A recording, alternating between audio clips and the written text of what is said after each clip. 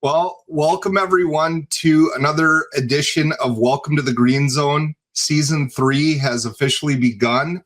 You've got me, Adam Lang, Director of Customer Advisory Services with Netradyne, and my counterpart, Adam Kahn, Chief Everything Officer at Netradyne, is currently serving his public service duties. And I won't get into the details on that, but it seems highly appropriate that our guest today is a very well-known and prominent defense attorney by the name of Rob Moseley. I've known Rob for many years. I'm really excited to pick his brain on how defense approaches distracted driving, some of the bad facts we can get, some of the countermeasures we can take, obviously talking about utilization of the cameras and new technologies that we can get into. But Rob, welcome. Is there anything that you would like to say to introduce yourself?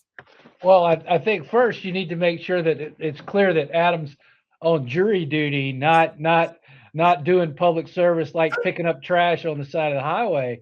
Right. In an orange jumpsuit. In an orange jumpsuit, yeah. He's not doing that kind of public service. Sure. But thank you for having me. I'm Rob Moseley. I'm a lawyer in South Carolina. It's been my privilege to represent the trucking industry for the last 35 years, and our law firm Moseley Marcinac is a law firm that is 100% dedicated to defending the trucking and transportation industry. And Rob, thank you so much again for agreeing to be on this episode. And personally, I've seen you deliver multiple presentations, some amazing snippets that trucking professionals have been able to take away, not in just distracted driving situations, but all things trucking defense that we can get into. It's just today we happen to be talking about distracted driving. It is Distracted Driving Awareness Month. It's something that's plagued our roadways since the advent of the smartphone, I would argue, and trucking is no different. Trucking has to share the roads with everyone, whether they're distracted or not, which can be a big deal. So I guess right now, as you see it, Rob, what are some of the major problems that commercial fleets can get themselves into with distracted driving? That's a tough question, and I mean you mentioned it. You've heard me speak on so many different problems that the trucking industry has to deal with, and this is just one of the many. And I don't want to discourage people from going into the trucking business, but there's a lot of folks gunning for you when you're in the trucking business, and one of the things that is the big target is distracted driving, is trying to show that your drivers, whether through you're not checking on them or what have you, that they're driving while distracted. And some of the biggest issues there are what you said.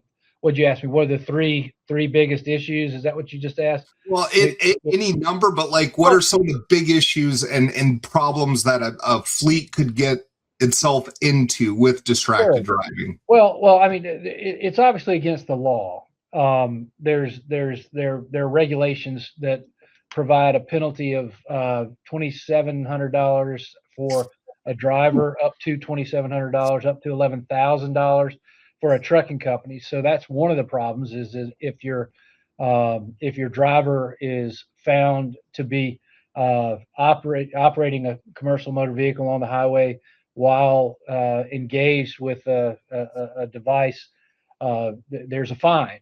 It hits your CSA scores. There's tremendous issues with that.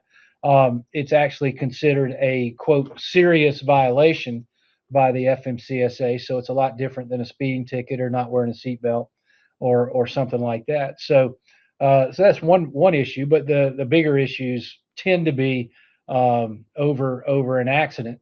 And the plaintiff's lawyer is always trying to show that the driver was somehow distracted. Now, let's I mean, let's be clear, distracted driving can be anything. It can be messing with the radio, trying to reset your clock to the right time zone, or it might be eating a sandwich, smoking a cigarette, whatever you're doing. There's a lot of things that are distracted driving, but for purposes of our call today, we'll consider just the handheld device issue. Now, Sure. the regulations allow you to talk on a cell phone, either hands-free with a headset, or with Bluetooth speakers, with the ambient sound with a speakerphone in the truck. That's legal. There are a lot of lawyers out there that say that shouldn't be legal, uh, Mhm. and that all use of cell phones should be banned, and that your company shouldn't allow any cell phone use.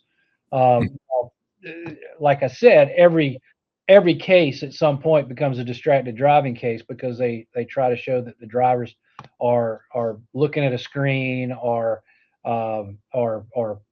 moving, there's I dropped my phone and I was reaching over to pick it up, and that's always the story for these accidents. But every accident, they're trying to get at the driver's phone, so that they want to download the driver's phone. They want to see what's on the driver's phone in terms of, Mhm. and if you're talking about a cell phone download, there's a tremendous amount of data there. Now, a lot of that's very personal, intensely personal, to the driver, but the plaintiff's lawyers want that phone because they want to know, is the driver on Facebook. Well, and I don't know what people look at these days, maybe Snapchat or Instagram or whatever, TikTok or whatever the newest thing is. And All of them. yeah, and so that, I mean, those are your big issues there. Is it? I mean, obviously, a lawsuit that's worth $100,000, when there's distracted driving, becomes worth $150,000. That's a problem. Yeah, I've noticed that, there's well, first off, there's multiple types of distraction that I've seen in my life as a safety professional, and then of course as a consultant with Netradyne, and that's your handheld devices. You've got kind of a manual distraction there. When you have something in your hand, it tends to take away from what you're looking at, right? You have a visual distraction because your gaze, instead of being on the roadway, is now upon a handheld device like a phone, like a tablet, something like that. And then you've got a cognitive distraction. Your brain is now focused on this new set of information instead of the information coming in at you from the roadway, like, hey, there's a split coming up, there's an exit coming up. A lot of people rely, by the way, just a side note, on GPS notifications to kind of tell you where to go. But that being said, all these folks are looking at all the equipment, all the devices inside their truck. They're looking at 100 million different things, and they're looking at the roadway. They take their eyes off it, even for a brief moment, and a lot of bad things can happen. And I think what that leads us into is how the defense firms, or excuse me, the plaintiffs firms, can set the narrative based on, maybe if they have 1, 2, 3, 4, 5 seconds of video footage that shows the driver looking at the phone or the driver looking out the window in a brief moment. Tell me a little bit about that in the context that the plaintiff's attorneys can frame up these distracted driving situations in court. Like, what will they do? What will they say? Well, and a case has got its value based on not what the driver did, but what the company did. Jurors are very quick to forgive drivers. They all know drivers. They have a driver who's their uncle, or what have you. They know it's a tough job, and you know, short of using drugs or alcohol, I mean, the juries are generally willing to give the driver the benefit of the doubt. The cases that have value are where the company did something wrong, I mean, let's say, for example, there's I mean, if you've got a situation where the company had um, knowledge that the driver was I mean, knowledge without action is bad for a trucking company. Mhm. So you've got to coach. You've got to coach the drivers, and so if you've got um, if you've got knowledge through video of a driver who's on his cell phone doing something that he or she shouldn't be doing, and there's no coaching, there's no follow up, that's going to be a problem. And so that takes that $100,000 case and makes it a $150,000 case. And so when the, the the the plaintiff's lawyers are looking to add value to their case by trying to find uh, not the driver made a mistake, but the company made a mistake. And there's often this dynamic that's really odd, because it will take a driver and try to make him or her out to be the second victim of the accident. And it's always, I mean, most of the time it's training. It's if you would have only trained me to drive in the snow, I wouldn't have had this accident. If you would have only told me not to use my cell phone while I was driving, I wouldn't have had this accident. Now, I mean, that sounds pretty ridiculous when you say it out loud, but that's certainly um, that's the scenario that some of these cases take, and they go down that road where they make the driver a victim. And that's where the coaching says, no, the driver's not the victim. The driver was coached not to do that, that he was supposed to do something different, and that this was not acceptable behavior for a company driver. Now, I feel like what you said there at the very end, it's almost like an accountability shift. And the accountability shift of responsibility from the driver to the company, and kind of framing up the driver as a victim. And you saying earlier that juries are a little more sympathetic to the drivers over the companies, that makes complete sense, because a driver's an individual and a company typically is a faceless corporation, right? Unless you know the presidents, the people behind the logo, the jurors are going to see it like that, especially if they're not local.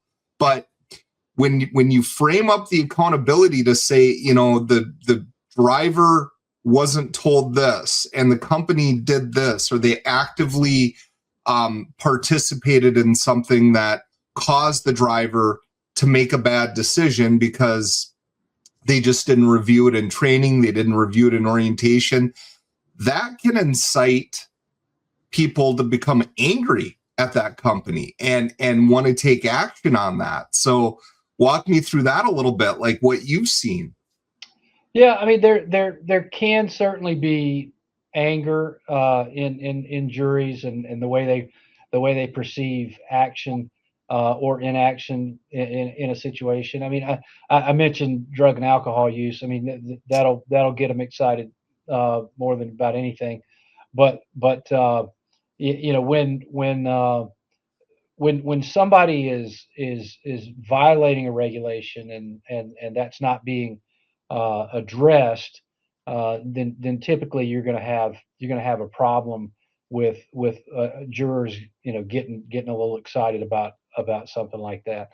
But the funny thing is, it's all the same soccer mom that's on the jury and saying that truck shouldn't be, uh, the truck driver shouldn't be on his phone. She's she's sitting there, she's got both thumbs working on the steering wheel driving down the road. I mean, it's a little bit disingenuous, certainly. I mean, if you look at the percentage of people who are doing what they're condemning themselves, I mean, you understand how that goes. And I'll tell you, you raised a great point earlier. I want to at least tee that up for our conversation is that you talked about cognitive distraction and the National Safety Council, they take a position that the cognitive distraction, you should not have any cell phone use at all in driving a car. Now, the Virginia Tech did a study on the use of phones in commercial vehicles, and obviously the use of a handheld cell phone in your hand was proven out to be a dangerous practice. However, the interesting piece of that study was that the use of a hands-free cell phone to talk to someone was generally a safety positive environment. And the idea, what they found was that people that are talking on a cell phone tend not to be reckless and take risky behaviors while they're talking on the phone. In fact, instead of driving 72, they might be very comfortable driving 68, and just stay in that right lane and Mm-hmm. not passing. And obviously, the less you're passing, the less you're wrecking. That's right. So the idea is that this sort of this phone effect is that you're talking to someone, you're not falling asleep or getting drowsy because you're engaged in a conversation. Right. And so there's some good data out there that says that a trucking company should be okay with a driver talking on the phone with a hands-free device as they're driving down the highway. And so so that's an interesting dynamic that we have to work through now. So I think that we shouldn't be too quick to throw out or condemn the hands-free use of a cell phone to have a conversation, because the data, the studies, or the science is actually pretty good for that. Mm-hmm. Well, I feel like, in times past, you don't see these as often as you used to, but CB radios. Every trucker had a CB. And I remember asking, wasn't an attorney, I think it was a behavioral psychologist that presented at some conference, and he had mentioned something about CB radios kind of being really good in terms of not distracting, because you knew in the beginning and the end of your statement was coming. You weren't waiting to speak like you sometimes can in a conversation or a phone call. You knew when the end was over because they said over when they talked on CBs all the time. And I've also seen a whole plethora of drivers, walking into truck stops, walking into terminals, and they have the elaborate hands-free setup, the microphone with the mouthpiece. They have the other ear clear so they can hear what's going on in the cab. If there's other, in-cab alerts going on for their camera or ADAS systems pinging at them, they can remain aware with that. And I tend to agree with you that somebody that is having a conversation and yet is engaged with what's going on the roadway might be a little bit better than somebody that is holding on to it and they're looking at it. They might not even be having a discussion, but they're holding something and they're looking at it. Let's say a text message, for example. Once you start taking your eyes off the road, it could be a bad deal. So yeah. I can see where you're going down with that point about having the discussion, but still, staying in the right lane, reducing your speed, things like that. And I'm a big fan of staying in one lane in commercial vehicles. I've heard it before. You got to be the stone in the stream. Let people go around you. Just stay in that lane. You'll get in a lot less trouble that way. But when we're talking about these distractions, we're talking about plaintiffs' attorneys that can sometimes frame things up in a negative light and take aim at the companies. What are some of the ways they can take aim at the companies? Like, what are they going to really hone in on when they're trying to make the company look irresponsible or just downright negligent when they got them in court? What are they going to look for? What kind of questions are they going to ask?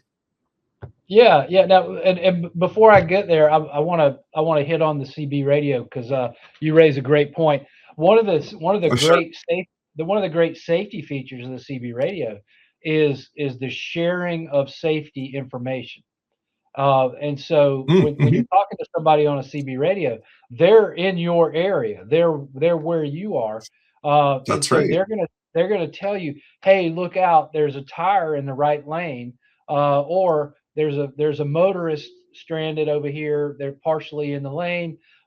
Somebody's standing outside their vehicle, or that there are any number of different things. So all of those are great safety benefits of a CB radio that outweigh the I have it in my hand and I just said hello.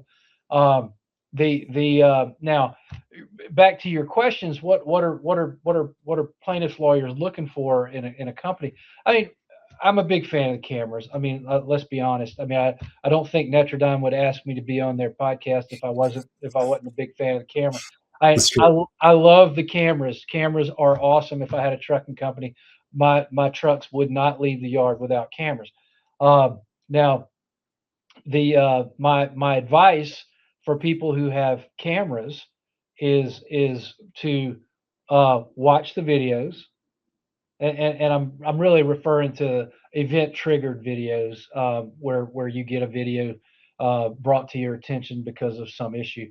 Um, the you watch the video, you identify the behavior and coach it.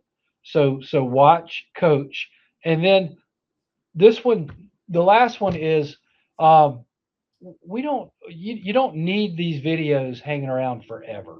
No. Okay. All right. And so what I would tell you is that, you need to make quick decisions about whether I mean, if a driver is, if the driver's behavior is not changing, and cameras change behavior. Okay. Mhm. If the drivers learn that if I do this, that red light's going to go off and there's going to be a video sent to my safety department. I'm going to learn how not to make that red light go off. And so the drivers are good at that. They're good at getting better and learning. Now, if you have drivers that aren't learning and aren't getting better, I would, even in today's driver hiring environment, you got to be quick to pull that plug. And if somebody is just not learning, you let them have a wreck for somebody else. Don't let them have a wreck for you. And so be quick to be done with a driver who's not getting any better. Now, the back to the issue is, um, I don't still have my fourth grade report card. Okay. It is not, I did very poorly on my fourth grade report card. And so there are a lot of bad things in my fourth grade report card. Uh, I don't still have it. All right. Uh, and so if you have a driver, I mean, they've either turned the corner or they haven't Mm. in 30 or 60 days.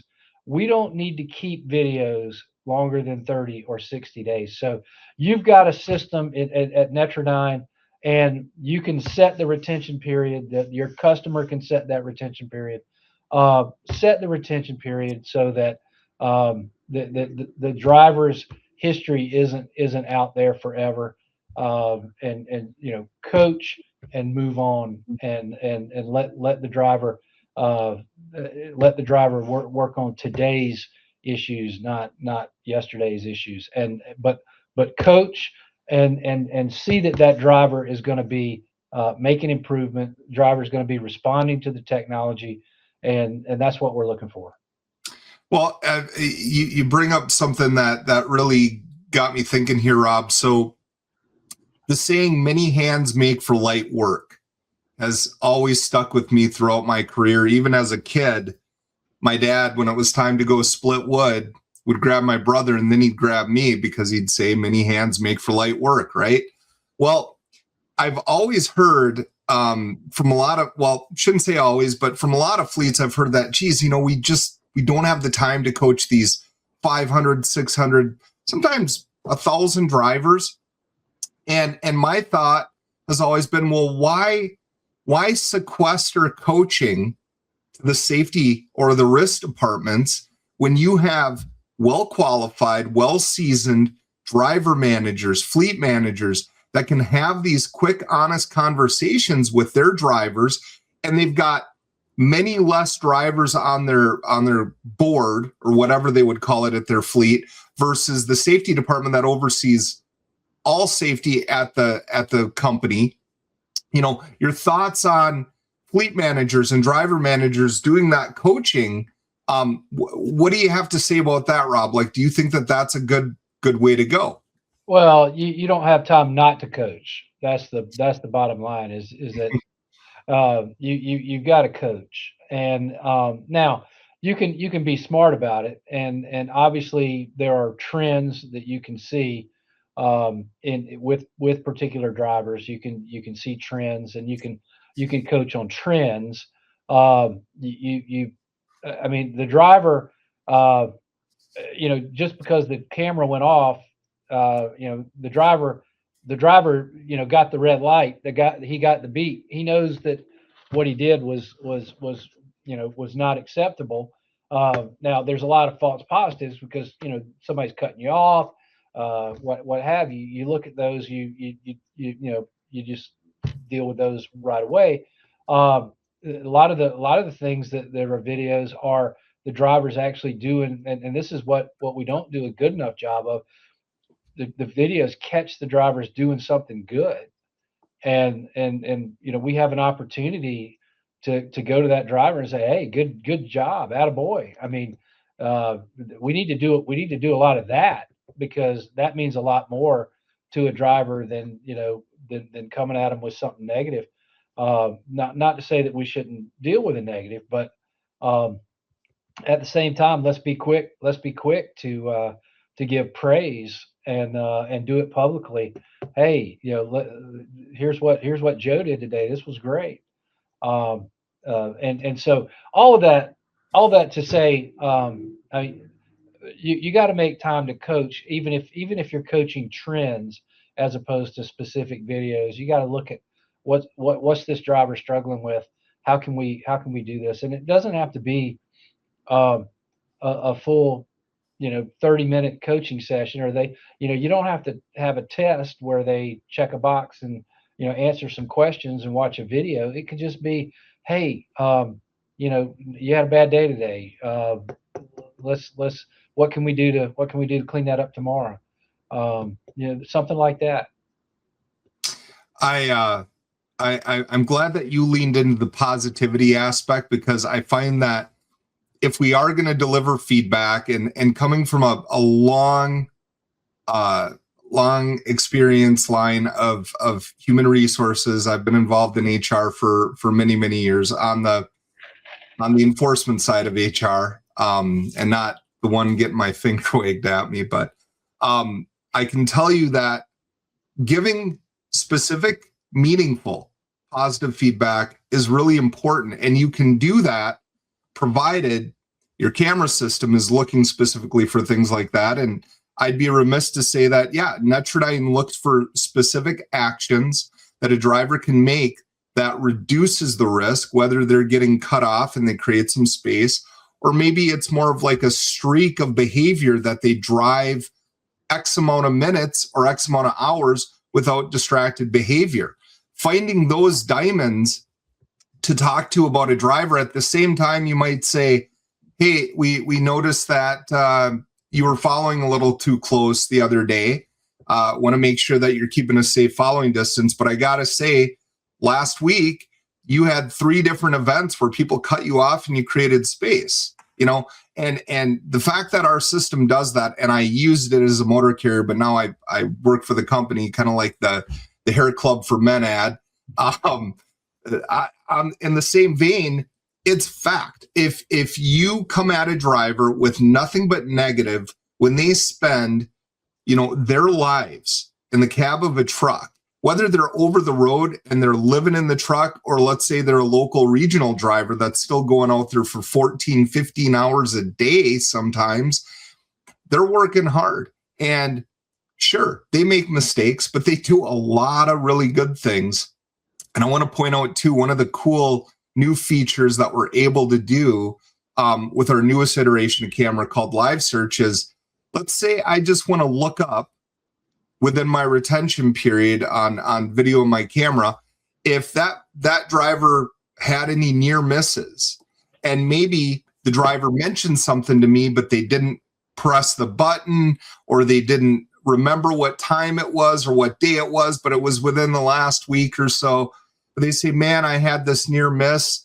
You should take a look at it. Now I can just use natural language and look for that near miss, or maybe it was a white van that cut me off, and I can look for that specific situation that may not have been picked up by the AI itself because it just didn't have that specific alert tuned into it, or an alert doesn't exist for the specific behavior. But here I got a driver that was involved in a near miss and they avoided the crash. We can coach to that. We can praise to that. We can talk to the driver about all sorts of things, but if we're not recognizing the positive, we may as well just beat them over the head with a tack hammer all day long, because they already have a hard job. Now they're coming back to the terminal and they're hearing about, guess what else you did? Guess what else you did to screw up your day? And being able to point out some of those good things and be a good constructive coach, I think is really, really important. That kind of pervades your culture. And I can tell, I've been to a lot of terminals, as I'm sure you have before, Rob. When the culture is good, when it's positive, you can feel it. You can just tell with the way people interact with each other. And when it's bad, you can tell that too. And I'm sure you've run into those situations as well. Yeah, I mean, I can't, I won't say that that negative necessarily makes a bad culture, because I mean, you know, you've got to call it what it is. Mm-hmm. And you can't. This is not a everybody gets a trophy business. Oh. And you know, if you go out there and you back into things and you run over things, and I mean, that's real life safety issues. And so you know, it's not going to be a everybody gets a trophy, you're all doing great. I mean, you know, some of you aren't. And Mm-hmm. you know, so you gotta be tough. But I do agree with you about, you know, trying to find ways to be positive when there's something to be positive about. Absolutely. And just be specific with it. Be specific with it. Because I find that if you just say, hey, you're doing a good job, and walk away, it's not going to have the impact with the driver. I guess one question I have for you to kind of tie this in, if you were to make a recommendation to some fleet leaders on what they should be doing to minimize distracted driving at their fleet, what would your advice be today? I mean, if you want to really teach not driving distracted, is it would, you know, if you're going to get in your car and go out and do the same things you just told them not to do, if you're the owner of the company, you better I mean, you better live up to it. Mm. I mean, uh, it's one thing. I mean, you know, the safety director beats on them all day about distracted driving, and he jumps in his pickup truck and he's doing this going down the road. Same thing with the you know, the lady in the safety department that watches the videos and does the coaching. You're I mean, there's not two standards. And so you've got to make sure that um, you're sending the right message, that what's good for them is good for you. Um, and you know, this is real. It's real life. I love that approach of not making it rules for thee, but not for me. Like, it should apply across the board. When they see a leadership following the same example that they're teaching and coaching on, I feel like that contributes to a positive culture in a sense that, hey, we know that we can be honest and open here. And if the safety director or my fleet manager tells me to put the phone down and not hold it in my hand while I'm driving down the road, well, I can be assured that they're doing the same thing. Well, you can't have the wink approach to safety either. No. You can't send the driver a message that you're expecting them to respond to during times when they're driving. I think you gotta send the message and say, when you are stopped, respond to this. Don't because if you're you're sending them inconsistent messages if you're not doing that. So, Rob, we had a couple of good questions prior to this podcast that I didn't get a chance to put up here, but I'm going to ask one of them. Where do fleets unintentionally create risk in how they coach or how they document their distraction? Now, you referenced retention, data retention. You don't want to keep this sort of video forever. Where else could they unintentionally create risk besides just the retention aspect when it comes to distracted driving events? We don't follow our policies, or we say things that we don't mean. If one more of these and you're going to be terminated, and then there's 4 more and they're not terminated. Follow your policies. If you've got written policies, make sure you're following those policies. That's where life gets complicated, is when you go to all the trouble to draft these great policies. Make sure your people are following those policies, and there should not be exceptions to those policies. Or change the policy. If the policy is something you have to make exceptions for, it probably shouldn't be a policy.